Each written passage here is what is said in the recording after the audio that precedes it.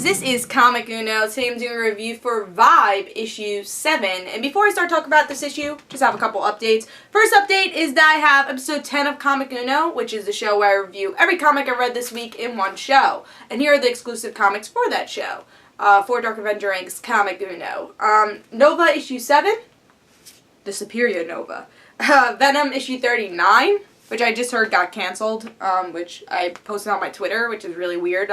I'll talk more about that on the Comic Uno episode.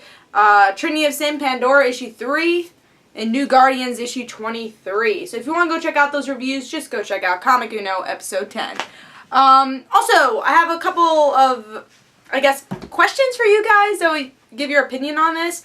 First thing is about Agents of S.H.I.E.L.D., which is going to be premiering on Tuesdays at 9 o'clock, and that's the same exact time we do our live shows for Dark Avenger Inc. That is the only time we could do the live shows where everyone could meet up in one place and be able to do the live show, so we can't move the live show. But we were questioning, should we watch Agents of S.H.I.E.L.D. live on the live show and have our opinions on it, or should we just keep it a 2-hour comic book show? Now, if we do it live on the show, I will be able to do a review right after the show and be able to post it. Now, if I can't do it during the live show, then I probably won't be reviewing Agents of S.H.I.E.L.D. I will review the first episode because we're already going to do a live casting of the first episode, but I don't know if we'll continue from that. So, that's a question I want from you guys. Please tell me what you guys think, what we should do with that. Other question is, I'm coming really close to 3,000 subs, and I wanted to know what special video I should do for 3,000 subs. Please leave your comments in the comments below. I really want your opinions on both these questions. But let's talk about Vibe issue 7. I really like this series. You know, I actually didn't pick up issue 1 when it first came out because I thought Vibe is such a stupid character, you know, like Katana and Vibe. Why'd they have to pick them from the Justice League of America? Why couldn't they pick Stargirl or Martian Manhunter? But I gave issue 1 a try after I heard some really good reviews from it from a couple of friends, and I'm really glad I gave this series a try, because it's a really underrated series, and I think with the last issue, that shows how it's a great underrated series. It kept making you guess what will happen next. It had a really good cliffhanger, and really that's what these comics really have to do, is have a good cliffhanger, have a good story. And I was really excited for to continue this, this story, which is about Cisco's brother coming back, which I'm like, wow, you know, he was dead, like, really, I didn't expect that. So a lot of things I didn't expect happened in this series. So let's talk about this issue.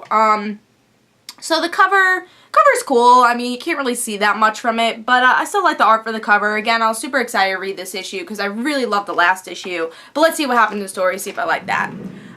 So in this issue, we get to see Armando is back, but he doesn't actually know he's Armando. Now, Armando is Cisco's brother who died a couple of years ago, or at least Cisco thought he died, and now he is called the Rupture, and he actually is the person who's trying to destroy Gypsy, who's been kind of, we don't know, a villain or a hero. We can't really decide, but she seemed like a hero, and Rapture wants to kill Gypsy because of whatever other reality she's part of. We don't really know the full story about that, but Rapture wants Gypsy. Now, Cisco doesn't want to allow this, but he's realizing, wow, this is my brother, like, why didn't he remember me? So he's going to try to make Dante remember him. I mean, Armando to remember him. Dante's the other brother. Also, Dante got shot in the last issue, so we're seeing a little bit of the aftermath of that. Will Dante survive, and what's going to happen to him?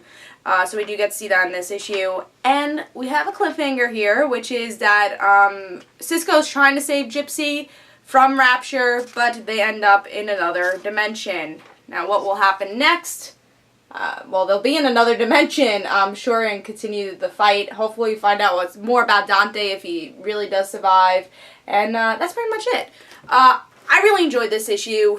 Again, I thought it was a really good issue. I thought it wasn't a cop-out. Usually with those big cliffhangers, a lot of times they cop out. You're like, oh, well, Dante's not dead, you know, don't worry. Or, like, they really cop out. It's like, oh, well, he was wearing a bulletproof vest or something. But he's still struggling. We really don't know if he's gonna die or not. And it didn't cop out with that. And then with Rapture, they didn't, like, say, oh, well, that's not actually his brother. Usually a lot of those times they take a whole next issue just to cover their tracks for a big cliffhanger cliffhanger they had in a past issue.